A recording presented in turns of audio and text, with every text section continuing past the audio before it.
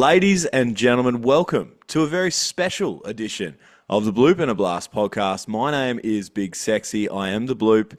His name is Luke Hughes. Hughesy, he is the Blast. I'm not even going to throw it to you, Hughesy. We do have a very special guest. His name is Lachy Dale. We've had him on the show before.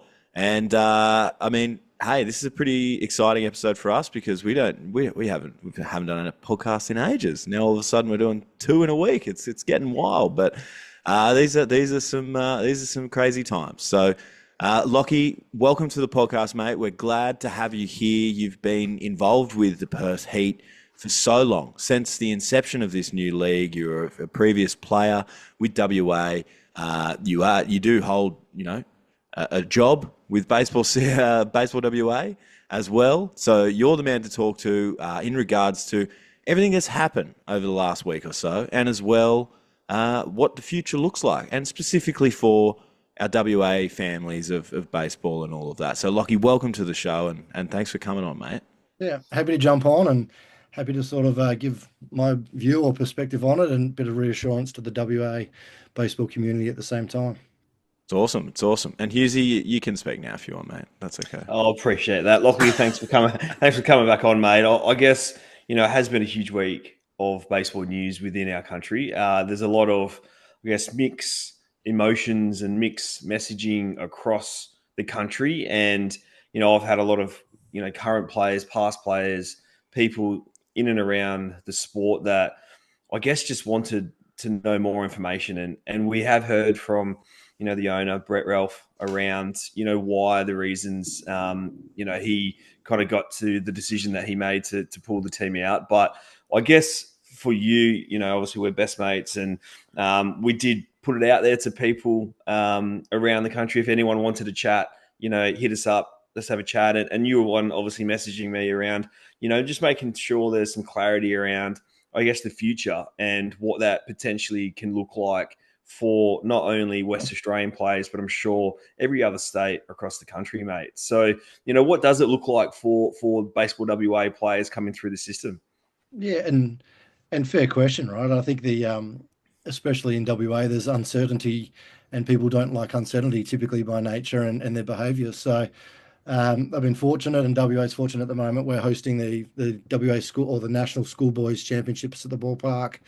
Obviously, the news dropped on Monday, I think it was, that Melbourne Aces are stepping out of the league. And a lot of questions started coming, text messages flying, phone calls flying around. Even the people at a National Schoolboys tournament and carnival are starting to wonder, well, what does this mean? Is the league done? What's happening next? What about my player? We've just spent X amount of thousands of dollars to play in WA.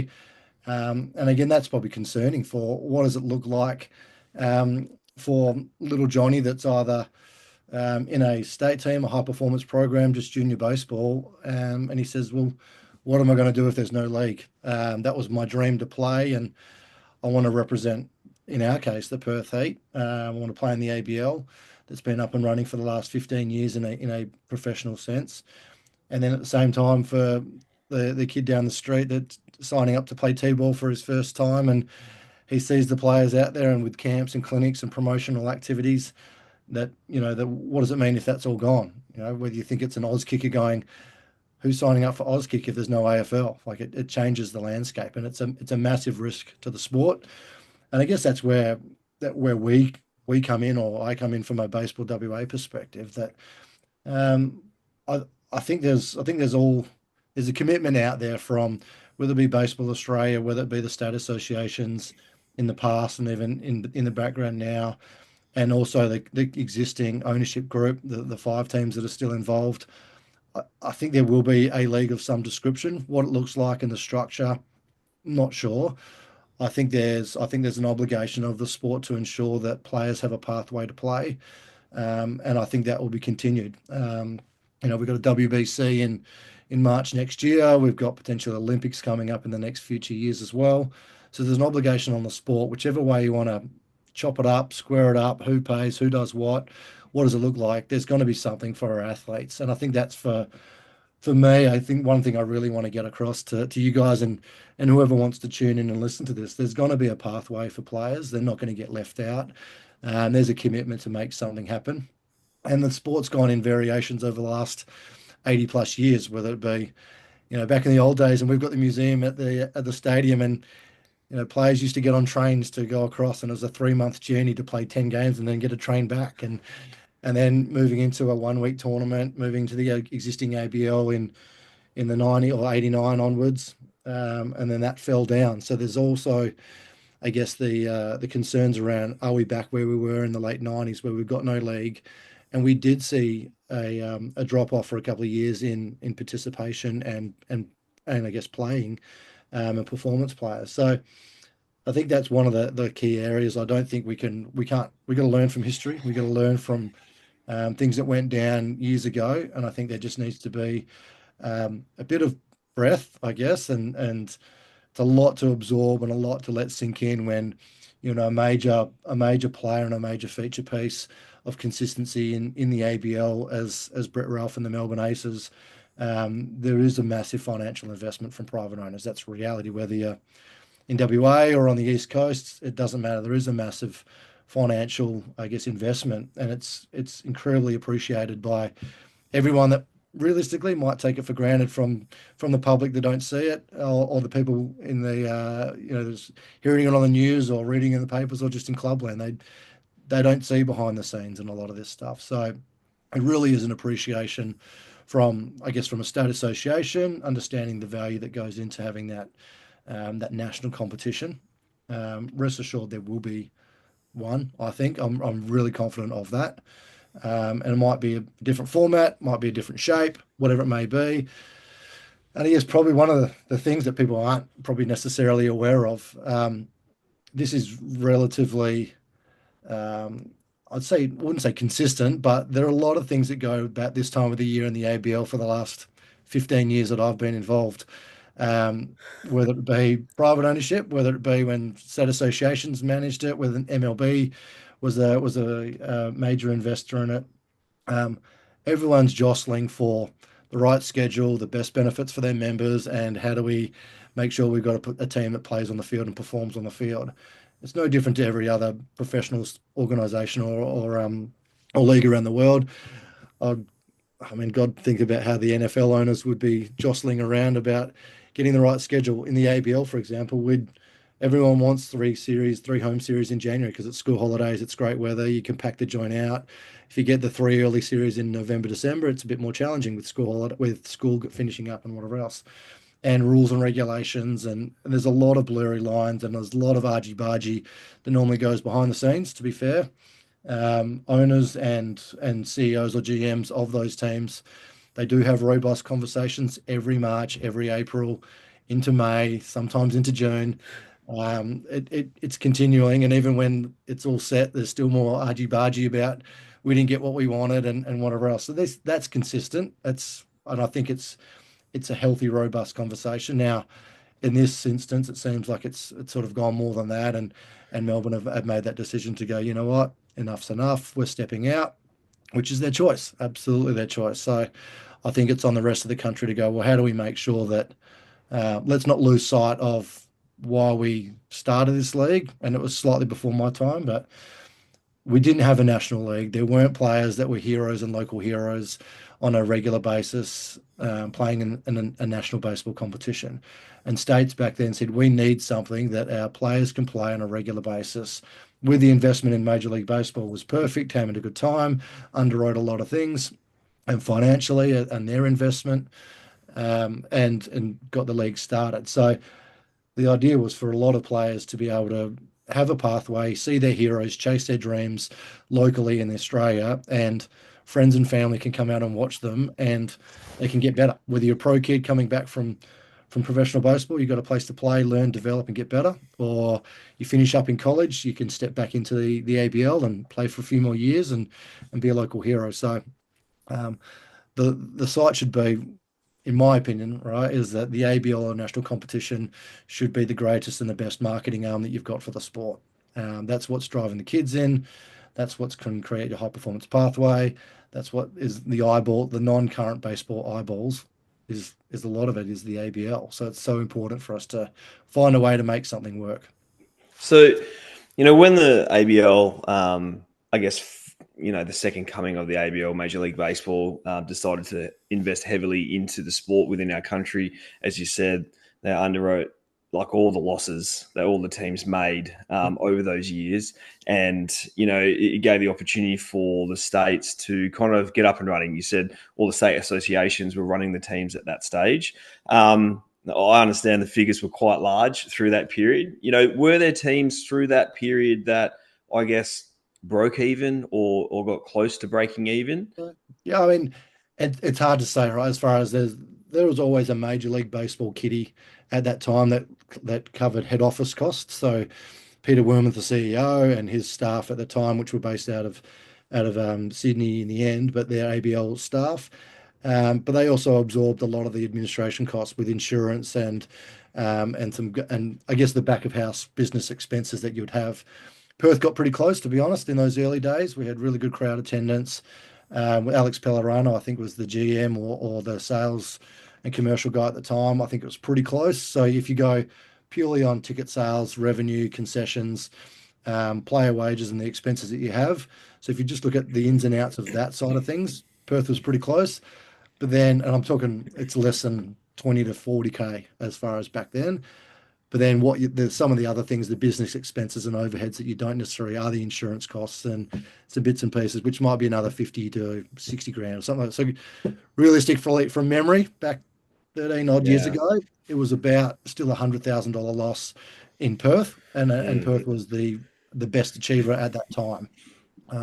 But that came back to probably the fact that I think Perth were ready for it. Like I feel that they had the infrastructure behind the club to be able to hit the ground running with the people that were involved and the time that they put into it, knowing that the ABL was just around the corner. I'm not saying anything about any other state because obviously I was involved with Perth then and that was, a part of it. And we were fortunate enough to have a lot of success through that period. Success drives people who wanted to come watch, fans in the seats, et cetera, et cetera. So I feel if you're winning, you're pretty well supported. We're pretty well supported within the media through that period of time as well. Games or the finals were on ESPN, Sports. Warren Smith came over from rugby, and I think it was a really great time. And I think even back then, and this is common knowledge throughout the organisations, both states and ABL teams, I think Perth was on that pedestal because there was arguably the best integration between state association and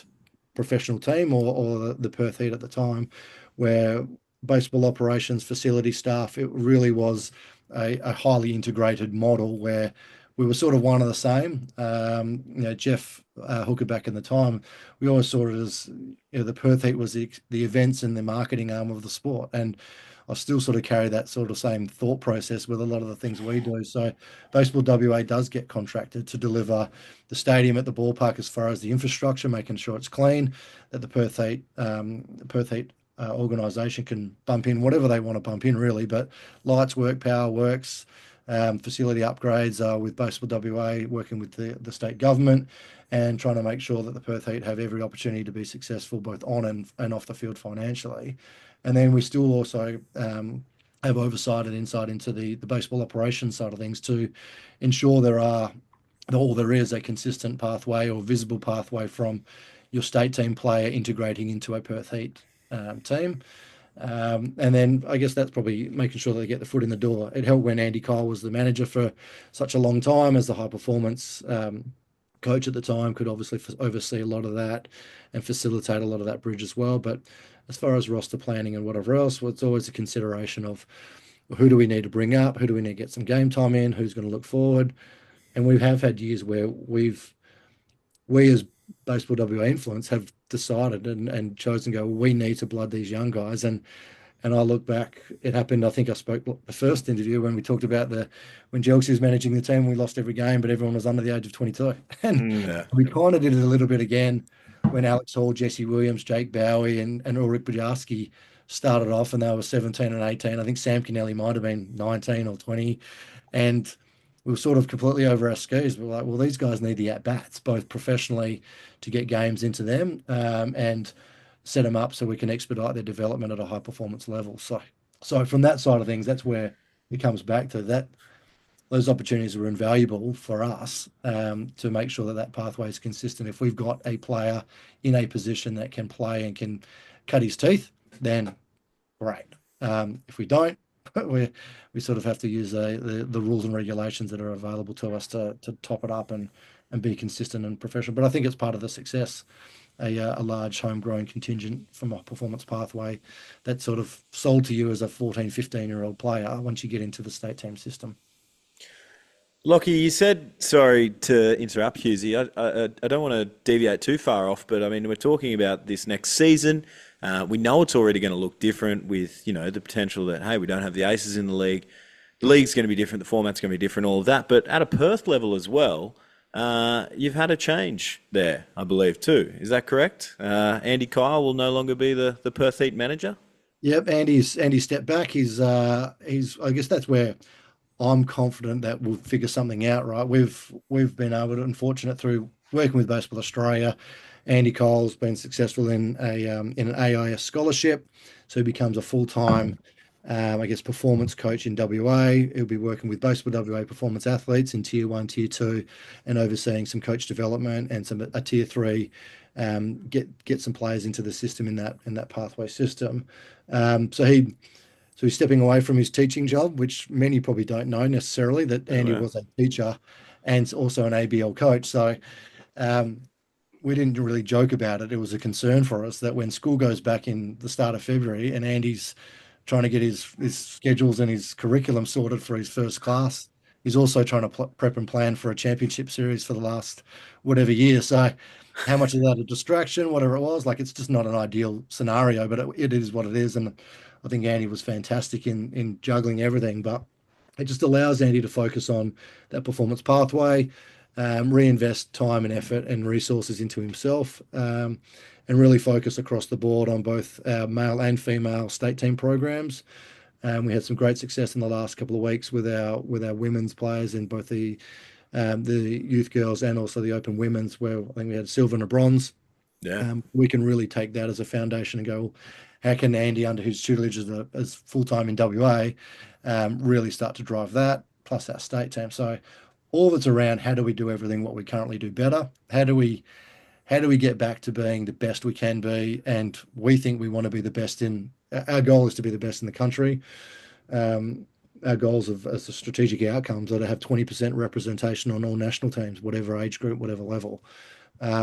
Now that's over and above what we technically should from a capitation side of things and numbers in the game, but that's fine. Like we have had that on a regular basis. It dips every now and then, but that's something that we look to. We've had it at the open men's, we've had it up at the open women's, and cascading down. So that's Andy's sort of new role. What that looks like for a new manager back at the Perth Heat, I'm not sure. It depends on a lot of things now again, and that's probably where it's just became those question marks. Yeah. Is it a local guy? Is it a coach through an affiliation? Is it, who knows what that might look like? But it's also an opportunity, depending on what it might look like, is, well, how do we get other WA coaches in some sort of pathway and space? Well, that sort of sits with Andy. How does Andy replace Andy's role with WA coaches into the system? It's a challenge. It's going to be whatever it's going to be, looking at the season ahead. I'm a pretty good charter coach, hey, Lockie? Like, I have heard. just saying. Hughesy? I saw the feedback from the Reckon I get a coaches and chance? parents, so I think we can definitely pencil you in for some sort of role. Hughesy's not having a bar of it. He's not I think, having a bar of it. what's his name? Uncle Bloopstein, or whatever you called yourself. That Billy Bloopstein guy. I hate that guy. Billy Bloopstein's got a better chance of a job than you coaching anywhere near the Perth Heat. But Put myself forward, brother. Got to put yourself out there. Mate, I want to take it back to the ABL and I guess the direction of kind of what's really been happening over the last kind of week or so. We talked about the start of the ABL before it became privatised and owners came on board. That was a huge step in, I guess, Australian baseball and the history of the ABL, the new ABL. When that came about, obviously you were heavily involved with the Perth Heat by now, CEO, general manager, whatever you want to call it, baseball ops. Mate, how did that all go? I mean, I understand there has been a lot of turnover throughout the league with ownership groups.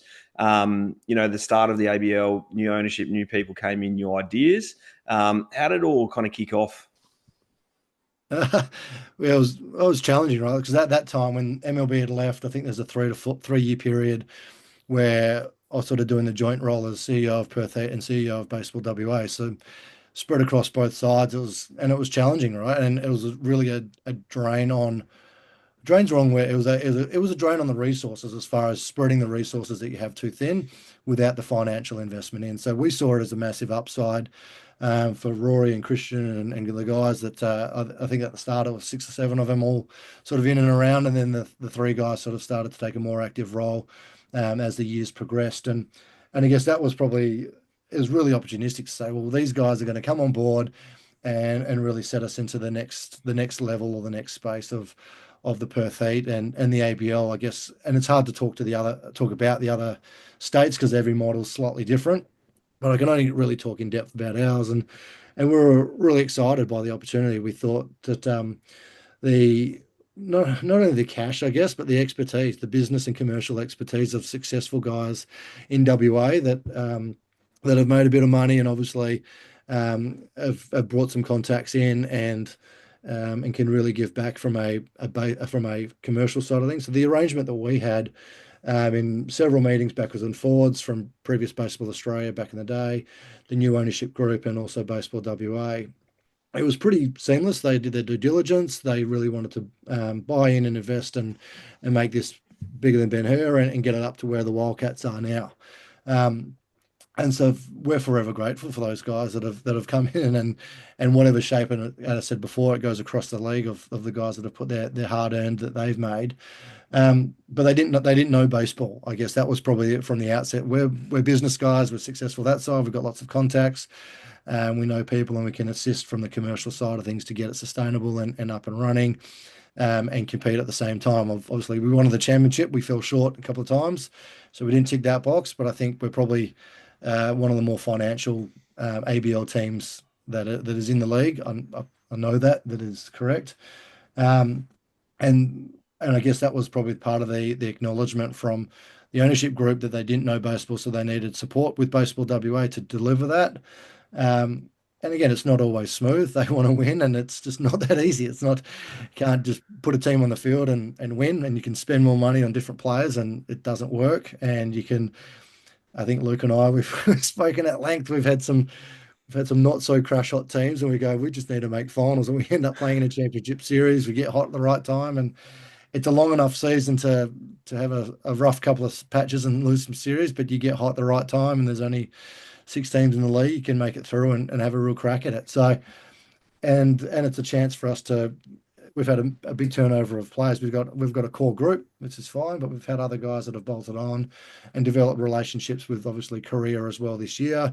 With Japan, we've got a couple of players from Japan, and we'll look to expand that out as well. And then, of course, our relationship with the Tampa Bay Rays now, which used to be the Orioles.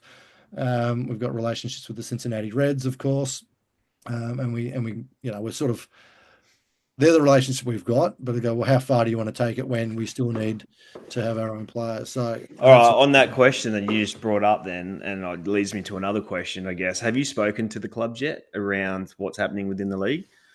which clubs? Sorry, the ABL clubs. No, the clubs you just mentioned, the Rays, Yeah, they're Cincinnati. aware. Yep. They are aware of what it is, and similar to, I guess, my part of my messaging at the moment to you guys and to the community that listen, that I think there will be something. So just hold tight. No decisions are really getting made necessarily on what it looks like. Could there be another team? It could be a Geelong Korea type team, take that sixth slot, whatever it may be, and everything's normal, I guess.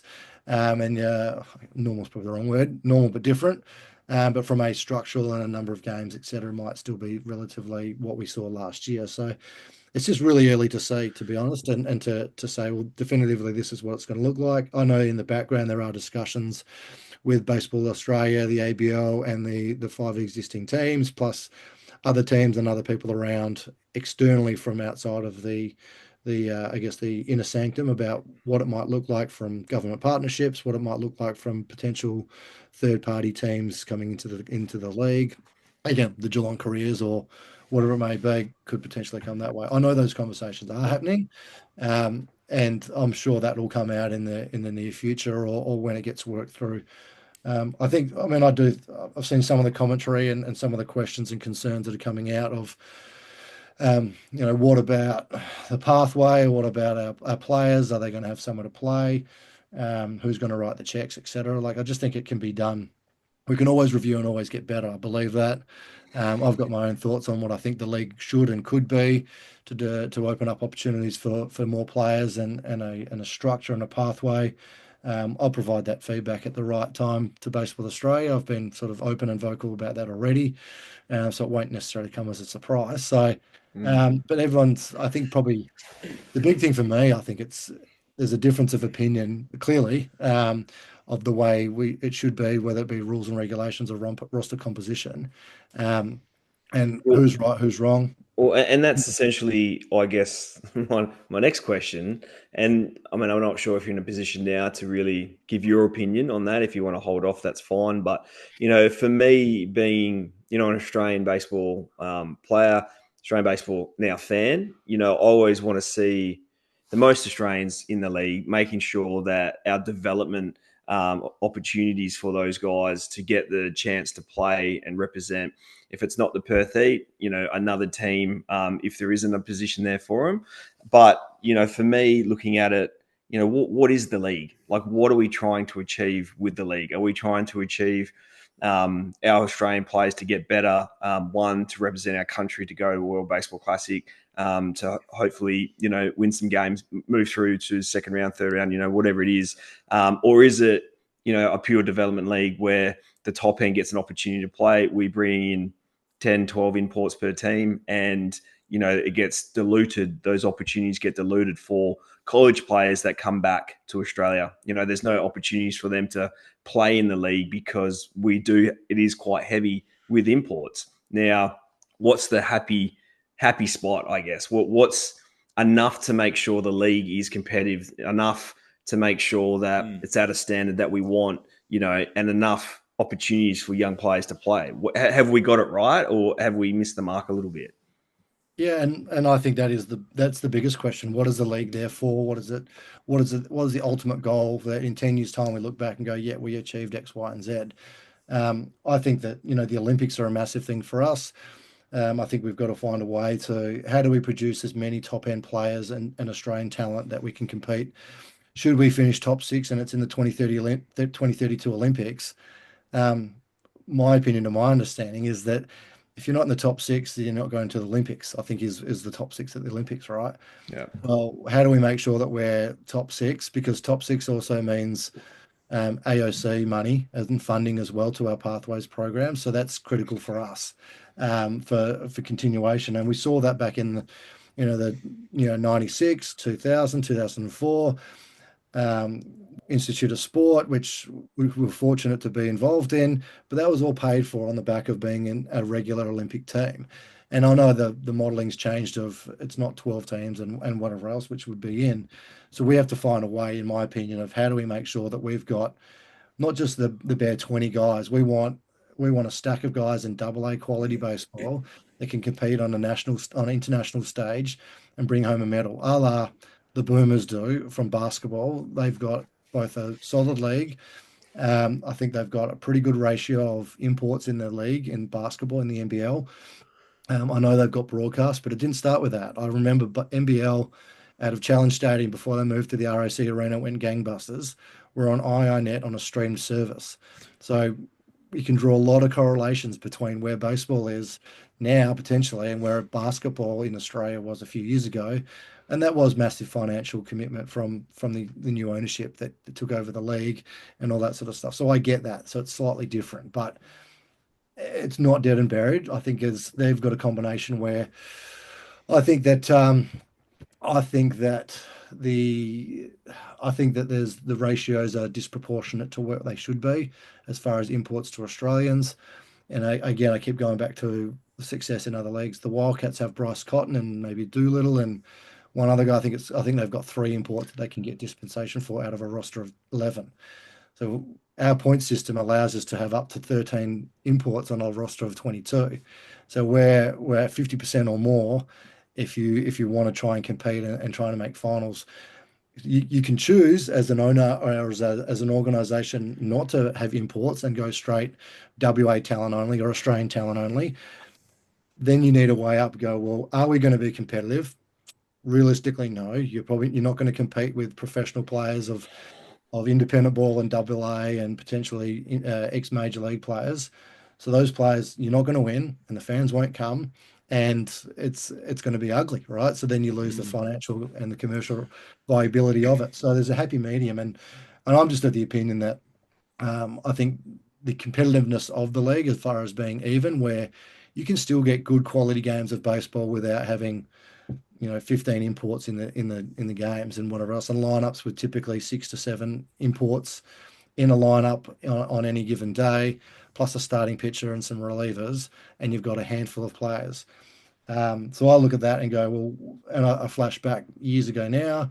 A Ben Grice from Rockingham used to come and play, and he was he put up phenomenal numbers, but his Rockingham Baseball Club came and followed him and watched him when he played and whatever else. And you can go around that from club to club, where you would have 8 or 9 clubs in WA which would have an ABL or a Perth Heat player, and now you don't. And it's not necessarily because they're all going into the one club, which we're familiar with those discussions locally and whatever else, whether it be the Braves or Morley or whatever. But there's just not that many local Australian players, regular starters, and playing in the ABL, and I think that's detracted. And my opinion would be that it's created a bit of a gap between the club structure and supporters, the members who are paying fees to play the game, and their ABL franchise, which I think has also had an impact on ticket sales and memberships and seats at the table to be able to watch the game. So you go, well, all of a sudden you're where we set out to be the best marketing arm of the sport and helping growing participation. Well, I think the import player does detract a lot from that local Aussie guy that you can watch at your club and go cheer him on as a hero of the sport. And fortunately, seen a lot of those players at Morley, but I know it happens at other clubs with their Perth Heat players coming down to a training session or walking through a junior game on the weekend and going, cool, I want to see you play. I'm going to come and watch you this year, and you're going to host camps and clinics, and I'm going to go to those, and then I'm going to watch you next year and next year and next year, and you become a local hero rather than, and rightly or wrongly, you do get some imports that come a couple of times, but I think it's rare that you don't get your Ricky Graces and your Bryce Cottons that get citizenship and stay in Perth. Even now, Bryce Cotton's gone. Yeah, he's off. He's off. Well, we didn't want to give him bloody citizenship in this country for some there's a bit of stupid reason. I get it. So it's slightly different, right? But I look at it from that perspective as well and go, well, who's the current great name in WA playing for the Perth Heat? Well, it's Tim Kennelly, it's Warwick Sorpold, and it's Alex Hall, and it's Jesse Williams. Like we extrapolate that out by 15 to 20 players on a regular basis, and I just think you can get that knowledge and expertise that filters down to clubs. And I look back in the 90s, and again, as much as we discuss the pros and cons of the 90s, and we talk a little smack about how good it was and and Tin Bats, I think, is your favourite commentary to roll out, Luke. But I just got to fire up those old lads occasionally. Exactly, right? It's always good banter, but their model, I mean, did it work? Well, it collapsed as well, but at the same time, we've still got the players, and I think we do it really well with the rich history of the playing group. They won 2 championships in the 90s period, but they're all heroes. They can still roll up to their local club and everybody knows who they are, and they've still got names and jerseys on walls, and they're still in the annals of history of being superstars. And you can still ask people in the street or in the sporting community 20 years later, you go, do you remember this guy, Jason Hewitt, or Shane Tonkin? And Tonks talks for himself, but or Simon Isons or Tony Adamsons or Greg Jelks, or the list goes on. They go, yeah, I remember watching them, and there's a connection, there's a personal human side and connection to it. And rightly or wrongly, and I said this to someone the other day as this broke, I said, I've been in and amongst it as far as signing and contracting import players that we've had over the last 15 years. And you get asked a question, go, who was that guy that was out here in 2018 that blah, blah. I'm like, mate, I got no idea. And I'm in it and I live and breathe it. And I can't give you the answer on a lot of these things. I'm like, yeah, was that? Yeah, I think I know that. I think it was this guy. I don't really know. And I can't put the years together of what it is. And I think that's probably maybe it's just me, right? I don't know. I think that's just a missed opportunity that we do there. I've always had a similar sort of viewpoint on the ABL as far as that. If you invest too heavily on these imports being your stars, they're rental stars. They're gone. And maybe and look, there's obviously cases throughout history that hasn't been the case, but it's funny you say that though. Like, I just want to go back to it real quick about the local legend thing, because when I got here last year, a certain legend returned to Morley Eagles, and one of the guys my age was like, "Man, I used to love going down to Heat games and watching you as a kid." Blah blah blah, and I was like, "Man, that is so cool." Like, we are like, I don't know, like I felt a bit sad because I missed out on it, but I was like, you know what? That's cool as hell. So that's Yeah. sort of talking to that point, right? Like, it's idols for these kids, and it accelerates that pathway. It gives them somewhere to go and stay in the Yeah. sport. Yeah. I think, and this is my opinion only, and it is what it is, and I'm sure people will disagree to a certain extent, but I just watched the local heroes that we had, that we could see them on a camp or a clinic, whether it be October or whether it be in the depths of winter through a winter program, and would have coaches come down that played for the Perth Heat and could work with us. And there's heaps of them, right? And we get to train with them as waste athletes or high performance athletes coming through the system. You're training with the Perth Heat in June, right? And you're getting your work in, and you kind of feel already a part of it without being a part of it. And they did have their own initiation processes, which were very old school, but that's fine. But at the same time, I think there's got to be a discussion or a viewpoint of what is the right performance development for our baseball athletes. And I look, and I can only sort of say, and there's more that goes into it, but I think there's more professional. I think there's more players that made it to the Major League Baseball that didn't come in the current ABL crop as far as the last 15 years. And I think that was on the back of having the local. I think one of the reasons was having local heroes from the 90s and being able to be accessible to them. Um, Back through the 90s as a player, or just on a weekend where they come down to a tournament or an event and you see them, you can get autographs from them any time of the year. And there was a massive wave, and I know the landscape changed for scouting, but a lot of players signed pro contracts. But I think I'd have to look at the crossover of number, but I reckon between 2000 to 2012, 13, I think we probably would have had the largest influx of Major League Baseballers from Australia, including yourself, Luke, and Trent Olchin. And I'm going to miss some people here. Warwick Sawpold. I mean, Warwick Sawpold did sign out of the ABL, so there obviously are those cases as well. But part of the reason he signed up to play was because he had those heroes at his local club at South Perth that were engaged and were doing development programs, the likes of the Jason Hewitts and the Greg Jelkses and the Simon Isons, the Hodgies, the Walters, etc. They were touch and feel stuff, but that was everywhere. And I think there's got to be something to be said for that. To what extent? Is there an opportunity, in the sports science guys and the high performance crews can talk more about it than necessarily than I. But is there a chance to lift and shift and build bodies across that period when the guys come back from pro baseball? Well, I think there is. And what does that look like? Does that change the level of? And I'm talking about when we had a 1 week tournament in January, but you spent 3 months lifting and shifting, getting bigger, faster, stronger, and to be able to compete at the championship or the national championships, because you only get a one chance a year, and then go to professional baseball. And I think one of the misnomers, I guess, because it's a professional league in the current format, the college players that all have the dreams of playing college baseball do lose eligibility at a certain point to be able to compete in the ABL. So if you've got college aspirations as a 17, 18-year-old, you've got to be really careful that you can't play as a 18-year-old, or you can't commit to your college and still play in the ABL because you're classed a professional and you lose eligibility. And I know the rules slightly off, but that is a consideration for those young players, that they need to be, and that it's an education process too. So there's a lot in it. That's why I guess the answer is not simple, I guess. It isn't, mate. It isn't. And I feel, when you mention the college, and we've got so many, I guess, current players with the change of landscape with professional baseball, and, player numbers per organization has dropped. And, players aren't signing out of Australia near as much as what they were, I guess, in the past, for, lots of different reasons, that being one of them.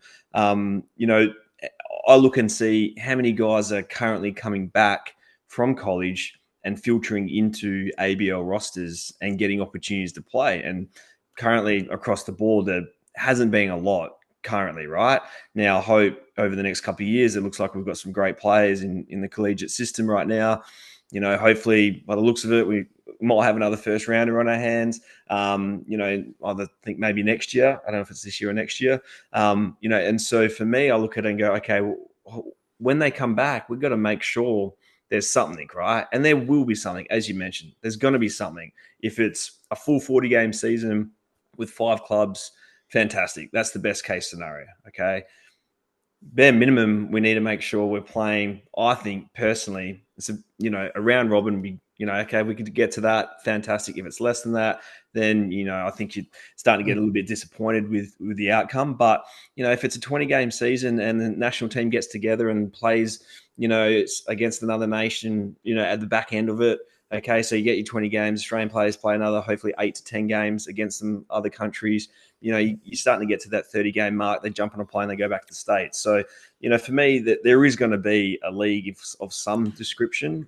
Baseball Australia, I know, have been very quiet this week. They're probably making sure they've got all the ducks in a row, and I'm sure there's plenty of discussions going on behind the scenes. Obviously, you're privy to a lot of them, but I want to make sure to everyone, no matter what happens, no matter how this all shakes down, Melbourne Aces pulling out of the league isn't going to ruin Australian baseball.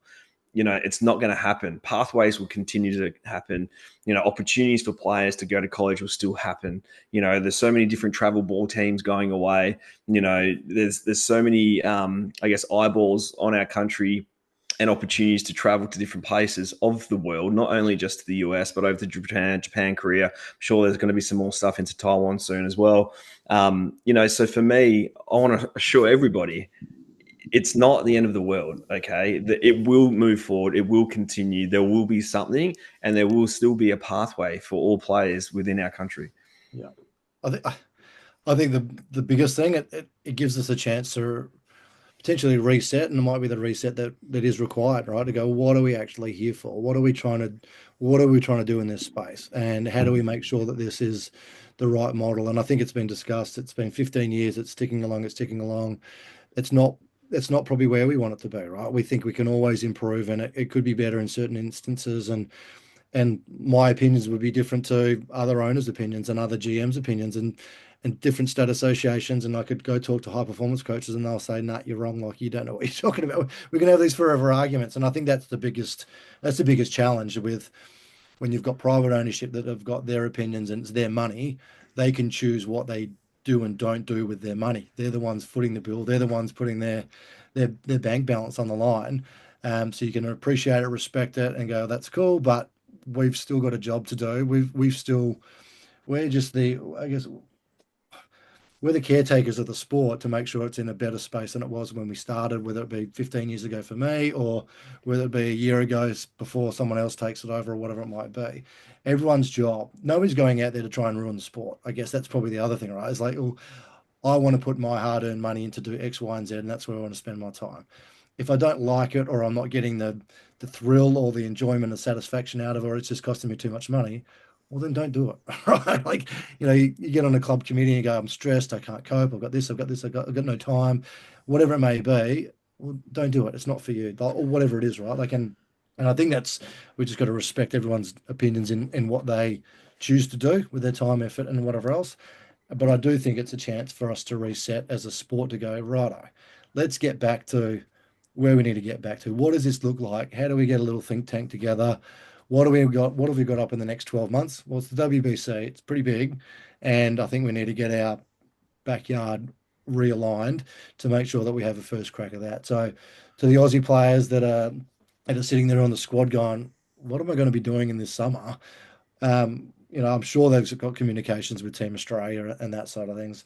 I'm sure there's going to be a briefing from Baseball Australia. Go, yeah, we're committed to this is what we're doing. We're working with the owners. We've got to make sure we're all got that side of things on board. What it looks like after the WBC, I don't know. Nobody probably knows, right? How do we make sure? How do we make sure that 10-month goal is achieved to the best of ability, finance, resourced, staff, supportive players, coaches, and whatever else, and then. And we go, kind of, let's reset whatever it is, But, April, whenever it finishes, and get but ready the for the next 5 to 10 years. But the most important thing that you brought up, the WBC, and that's a massive tournament, the biggest one come ever. It's bigger than the Olympics currently because, obviously Major League Baseball players don't play in the Olympics. That might change one day. But, January for me is the most important month. Now, if we don't have games in November, whatever. December, okay. January needs to be heavily laden with games, bare minimum, leading into some finals or some type of Australian team, something here going over to discuss on the other podcast the other week, heading into Fuchu for the boys to play some games there. So if you can couple January with some type of something, with maybe a national team something into Fuchu, that's a big enough warm up and lead into a national, a world tournament for me personally. So for me, in my mind, bare minimum would be that. Make sure January's packed full of games in some way, however they decide to work it out. What's that number, Luke? What's that number? I say 20, right? I'm saying 20. So, like getting 20 games, 16 to 20 games into the guys in January, into Feb, High right? caliber, right? Like, 95, nasty stuff, top of the line, not just flipping up pies at 85. That's not what we're talking. We're talking about high spin, high velocity, whatever you're going to face. Is that what you're talking about? Or yeah. And to be you honest need to with get on you, field and you need to be playing at a decent level to be getting your movements back together and but that's when you get your pitchers back, your pro guys back, right? So the pro guys in our country don't pitch early in the season because they're shut down. Yep. For the most part, they all fire up kind of that January period. WBC March. So you've got that 2.5 month period to be pitching high leverage games in against the Australians and a sprinkle of some imports. What that looks like, I still think there is, we still want imports. I'll never say I don't want imports. Yeah. I'll never say that. I have a number in my head that I think would work within our, Six. Go on then. I say 6. I've always said Six? 6. I've always said 6. What, 9? I've had this 9? conversation for many years with lots of people. Deeb's probably the most, right? And to a point where we had to stop talking about it because we discussed it so often. So for me, it's like, if it's that 6, we get 20 games, call it a 5-6 week, whatever it is. That's bare minimum for me. Mm. And the reason I asked the number of games is because while we were talking about, and I'm sure we can wrap it up soon, and purely just to propagate, like, no, there's no, like, whatever, it's not from Baseball WA, it's from Lachy, and it's from 3 guys sitting here talking about baseball. We're talking about the league, right? Now, we're talking about what it might be and where it's going, what it is. I think Gonzo said it best when he said it's the high performance pathway as well as the marketing arm of the game. I really like that. I've repeated it ever since I've heard it. But we talk about schedule too, right? Do you think, like, Lockie, like looking back, right? We know that this year's going to be different. Okay, that's fine. We've got that. Looking back, do you think the 6-team 40-game season, was that it? Was that a good, like, as far as like guys that have been involved in the league, and Luke yourself, like, is that a good model for Australian baseball? Do we want to go more or less, or what do we? I personally don't think we want to go less. I think there's options, right? And you've got to understand, well, where do you want to get to, and then you can work out how you're going to get there, right? Like, what is, again, it keeps coming back to, what do we want this league to be, and what do we want at the end in 5 to 10 years' time? Yeah. If we want, and I think we used to have a number of a high performance. We wanted 25, 22-year-olds or 25 players at AA level or something like that, whatever the number was in the national plan years ago now. But that was sort of where it was at, if that's what it is. I mean, I've looked at it and I'm like, I really like the Friday night double dip Saturday. You're done. You go back to club ball. Players can fly back home. You've got one Friday off for annual leave or take it off work, whatever else. You can still lift and shift and do whatever you got to do and get your reps in for a loading phase for a lot of your Australian athletes, where your rest day could be the Sunday day, stretch it out, whatever else. You can start lifting and shifting on the Monday, Tuesday, Wednesday, taper off Thursday, get after it Friday, Saturday, whatever it might be, right? I think that also compresses your crowds. We're dragging out crowds in the atmosphere. You're going, well, you can come Thursday, or you can come Friday, you can come Saturday, or you can come Sunday. It's in Australian landscape. You're not going to go, I'm not going to go watch. I mean, I couldn't even sit through one game at the moment. I couldn't watch the Kangaroos play 4 nights in a row. Right, like one, I don't think anyone could. but I'm just not going to do it, right? I'm not going to go to 4 Kangas games, Yeah. and they're 2 hours long. I'm just not going to do it. So I just think there's a way, and you sort of go, well, over that, you're looking at your attendance, and it's say 6,000 for the weekend of whatever structure you've got. But on any one night, you might have 500. On any big night with a nice themed up, you might have 2,000. Well, if you jam it in there, you go Friday, you go Saturday. In Perth, like the way I used to do it, we used to look at what's playing, when are the Wildcats playing? Because they play Friday, Sunday, right? Well, if they're playing at home on the Friday night, then we're going to smash the Saturday night. We're going to make that the big night. We're going to just water it down and let the Friday night be what it needs to be and pump up a different avenue, different demographic, different marketing.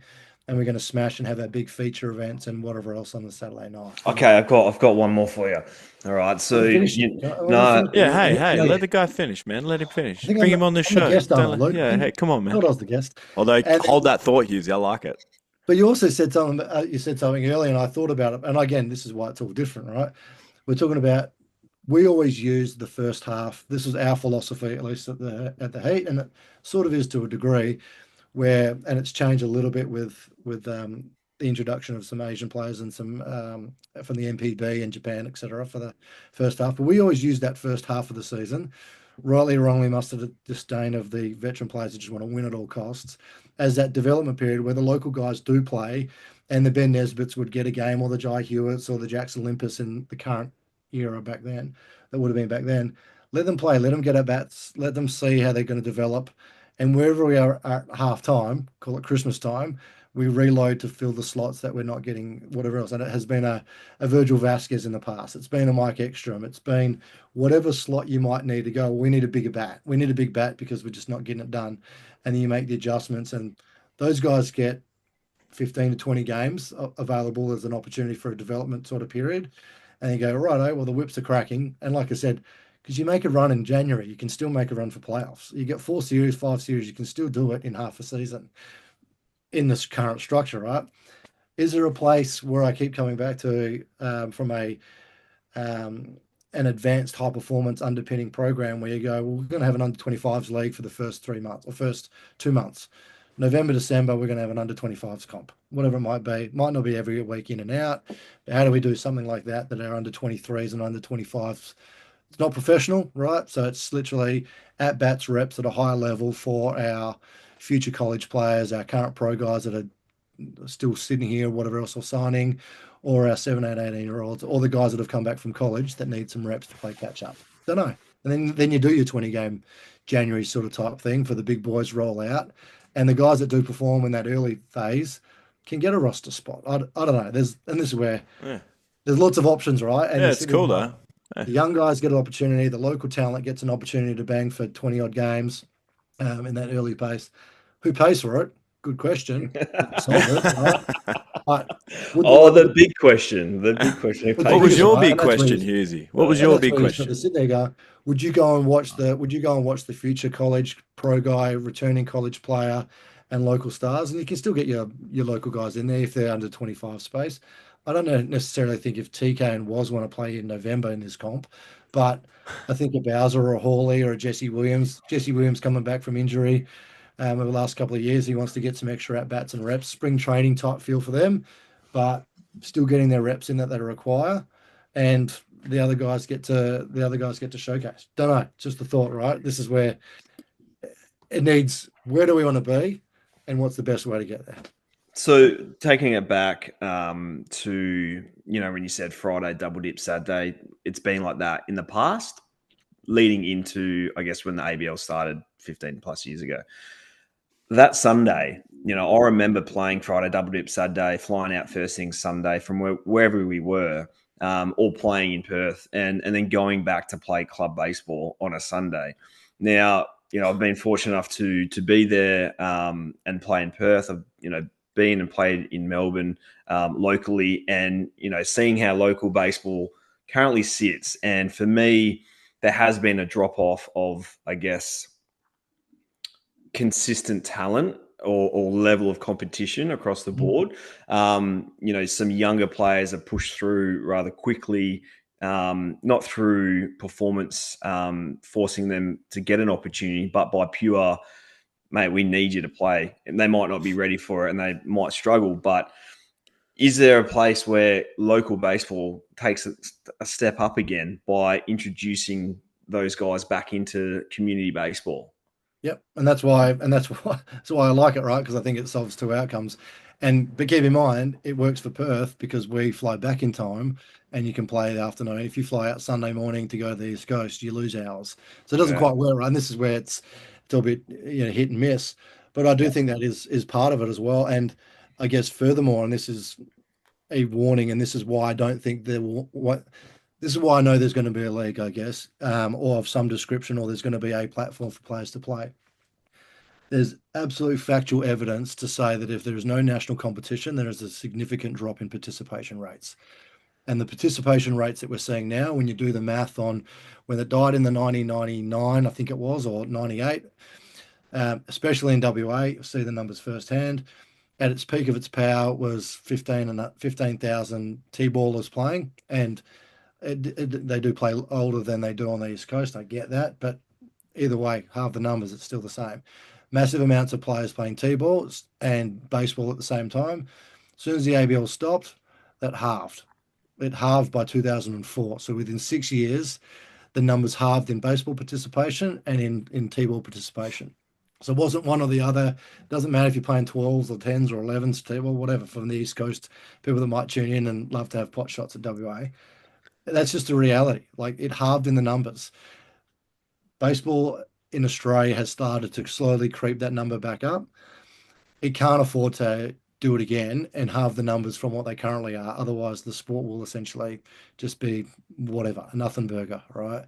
So I think that's one reason why I think that something's going to happen, and I know something's going to happen because we can't afford to repeat a mistake from the past, and we just got to figure it out, right?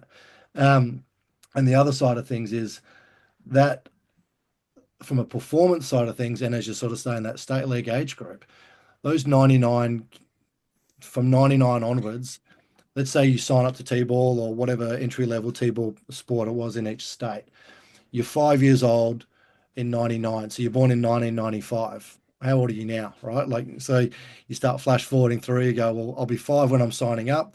So I'm 5. So you go, so 35 or 30, whatever the number is, 34 years of old age now to about 25. Yeah, there's a massive gap in 25 to 35-year-old age players playing senior baseball at a high level because there was no, let's sign up to that because my hero's out in the field and he's on TV and I can watch him and play. And in WA, especially because it's a landscape we know, internet took off, pay TV took off, every other sport was on the wagon. Football got monstrous, everything took over and kept running with it. And then we were in the dark ages with it as a sport. And so when you go to pick up a sport when you're going to primary school and everyone's doing it and you're looking around, there ain't no heroes in baseball because they're not on TV. They're in the background toiling away at a collection shield. There's a collection shield at a club grounds for a number of years, bouncing around because there was no home of the sport and whatever else. So we are feeling the pinch in a performance space, I believe, in that 25 to 35-year-old age range. I think that's changing now. I think Little League has been a good thing for that. And I think I talked about that last time. And that's sort of I'm pretty sure Alex Hall was the first of those 2007 Little League kids coming through. So if you go 2010 onwards, so now we're talking about 15-year-olds, right? So I can see the Luke Hugheses and Tim Kennellys and the Saw Poles and the D Sands and Matt Kennellys and all the heroes that we had in 2010. All those kids that are born in 2005 are now seeing them. They're 20. So they're 20, they're the 15-year-olds, they're the 10-year-olds. So there will be a wave coming through. We can't afford to not have that national competition in the spotlight for these kids to look up to because they go, well, I'm going nowhere. I might as well choose footy Mm. because I can do footy, I can play nationally, I can get paid. Well, out of sight, out of mind. And that's why I don't think we have an opportunity to not do something. So that's my take on it, right? Rightly or wrongly. And Yeah. that's what we work to and go, well, how do we make sure we just figure it out? And what are we 4 days old, whatever it is when we're recording this of the news dropping and it's going out there. The dust needs to settle. Some people need to get in a room. A lot of work needs to go into plan and look at go, well, how do we get back to, for me, I look at go, yeah, this is not great news. I think you go, well, what about little Johnny and and Sally that want to sign up as a 5-year-old if there's no one to look as a hero and aspirational goal. That's kind of where I look at it. I'm like, I saw the numbers, I've seen what happens if you don't have it, and I just don't think it's a mistake we can make again. So that's why I think the sport as a community will find a way to make it happen. Check the egos, check the opinions, go, how do we all get back on the same page? Nobody's really doing it for massive paychecks, let's be honest. The sport's not, it's not an AFL, it's not a big sport where everyone's making serious bank out of it. So everyone's doing it because they love it. If they don't love it, they're not here. That's my 2 bobs worth. I like it. Mate, I love it, mate. And look, to be honest with you, we sat there and we talked about coming on tonight and discussing it, mate. And I didn't really know which direction we're going to go with it. And I'm very happy that we've flowed. And I really appreciate your time, mate. And I'm sure you're going to say this, Sexy. Like, if anyone else wants to talk about this, mate, we're more than happy to jump on. Like, I know we've been relatively quiet thanks to me, but I just want to talk about it, right? Like, some more information that goes out there, people get to understand where different people sit with it, where, say, Baseball WA sits with it. If anyone else wants to jump on, feel free. Contact Sexy, contact me, hit us up. Open invitation to come and chat. I mean, Locky's there sitting in the middle of the Perth ballpark there. You can see the lights are on in the background. You want to turn them off, mate? Save that money. What are you doing? I was going to say, it's a bit shiny on that forehead back there. What? Yeah, when you put LEDs on a hot surface, that's what happens, mate. Hughesy's all dressed up. Look at this. Look, Hughesy's all looking suave and stuff. This is wild. This is awesome. I think, well, mate, we're just preparing. I think, again, at the time of this recording, we're going into a schoolboys final. I think it's WA versus New South Wales, I think. But gold medal game tomorrow. Hopefully it doesn't rain and it all goes through and we kick off. So see how we go. Can we do our picks? I'll pick WA. That means you have to pick New South Wales. Sweet. There's your picks. Put it up. Me? Yeah. Why do you want me to pick against WA? I live here, mate. No, but you moved out. You used to live over there. New South Wales, yeah. Who's in that WA team? The schoolboys team. That's coached by Miggs, right? Miggsy? Brandon Miggs, right? Margot's assistant coach. Josh Kennelly's the head coach. What a coaching staff, right? Yeah, absolute legends. And it's healthy, right? And that's part of the discussion, right? We had 75 players try out for the state schoolboys and whatever else, and that's after the AY season. It's after the charter tournaments and the regular season. So it is alive and kicking, right? And there's numbers there, and it's our obligation to make sure that they've got somewhere to go. And finally, I was just sitting there at the opening ceremony, and I was looking through their program guide and started Googling grand finalists and who's won what. New South Wales have been in the grand final of the National Schoolboys since 1996. Whoa. So because I was like, all right, and they won a fair share of those too. So I'm like, whoa. Wow. And this is 21 years. This is the hot streak that they've been in the GF for that long. So the boys are up against it. New South Wales are looking very sharp, but hopefully the WA boys can find a way and build on something. Quick question: how's the turf looking out there? That's not the ballpark, mate, but it's looking very good. It's not at the ballpark. No, mate. Where's it been played? What, the schoolboys? Sorry, I thought you were talking about the background picture here. No, I'm just saying. I'm like, mate, when did we get bleeding? I'm just saying, Big Birdman doing his job out there and making sure it's all nice. Yeah, he's trying to have a dig at about keeping the league up and running. You think we've got a 40,000 seat stadium in Thornley? We've got enough people shouting at us this week, all right? Just chill, all right? Don't get Birdman on me as well, all right? It's all good. Birdie has done a fantastic job. Jono's juggling somehow the field preparation at the ballpark and keeping the mounds ready, but also being the team manager and involved in the school sport tournament from an ex-teacher perspective. I think he's done 20 odd years as Jono in the school sports space for WA, which has been tremendous. And he's out there making sure the field and the infield's looking schmicko and Priz is on it a couple of times a week. How's the weather? How's the weather, mate? Today was all right, fine. They got their games in. Tomorrow is supposed to be anywhere between 6 and 8 or 9 mils. So, contingency plan? Huh? Contingency plan?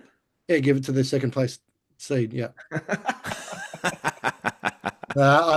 We do have a couple of other fields. We're using Gosnell's field, Tom Bateman, which has just got a dirt cutout. So that's tarped up, ready to go. So there might be some extra drainage.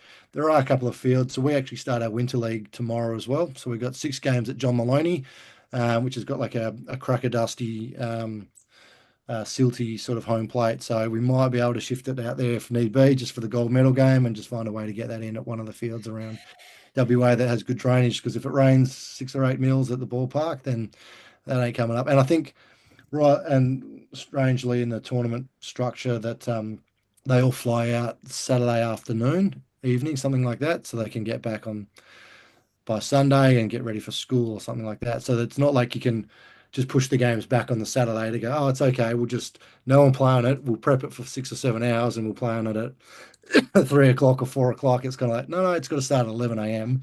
and no later. So there you go. That adds challenges. Well, Lachy, mate, we appreciate your time, and thanks so much for coming on. To all of our WA listeners, and of course, kids, all around, anyone around the nation. There you go. The big boss said it. All right, it's going to be okay. We're all good. We're going to make it work. I'm not. Don't trust me, but trust him. He's got your back. Hughesy, did you want to say anything? No, I'm good. Thanks, Lachy. Appreciate it, mate. Thanks, guys, for having me on and being able to just reinforce to the baseball community that it'll be all right. Just let it settle a little bit, and it'll get figured out in some way, shape, or form. And I think we've got no other choice. We have to make it work. So that's we'll it. figure it out. We love it. Thanks, mate. Appreciate you. Easy. Going back. This ball's